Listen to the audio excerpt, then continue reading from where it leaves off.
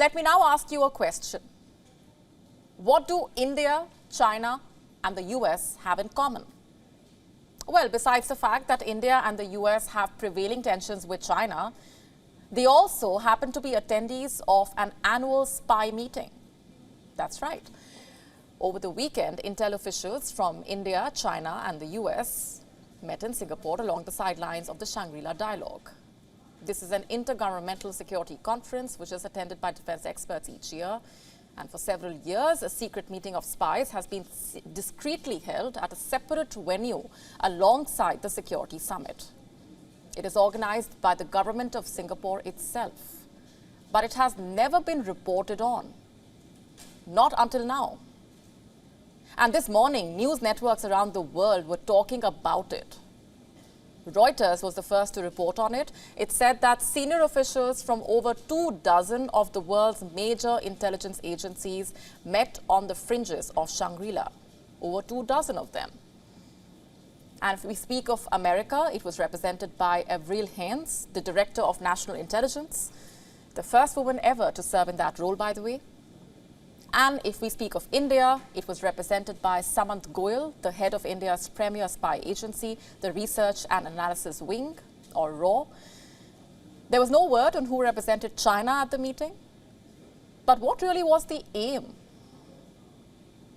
Only a few details are available on the specific discussions that took place, but reports say the agenda was preventing tensions from erupting on the dark side of intel engagement. And this is what an expert with the know-how of the meeting is said to have told Reuters on the condition of anonymity. Let me just quote. The meeting is an important fixture on the international shadow agenda. Given the range of countries involved, it is not a festival of tradecraft, but rather a way of promoting a deeper understanding of the intentions and bottom lines.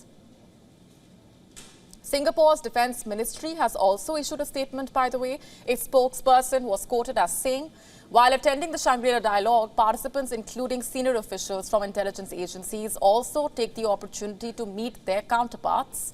The Singapore Ministry of Defence may facilitate some of these bilateral or multilateral meetings. Participants have found such meetings held on the sidelines beneficial. Now, here's the thing. Clandestine operations happen, and no one really admits them. But even in the game of shadows, the chiefs of spy agencies meet to establish the rules of the game, you see, especially during times of tension. Just have a look at what's unfolding right now.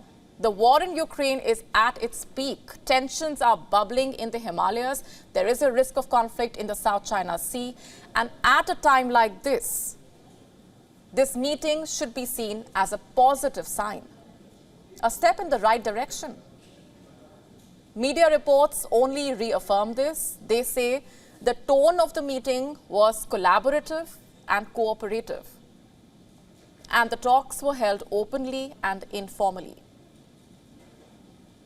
And that said, meetings of the intelligence community are rare, and even if they happen, they are almost never publicized or talked about. Forget being covered in the media. Then why did this one make it to the headlines? Was this pre-planned? That is a mystery yet to be unraveled.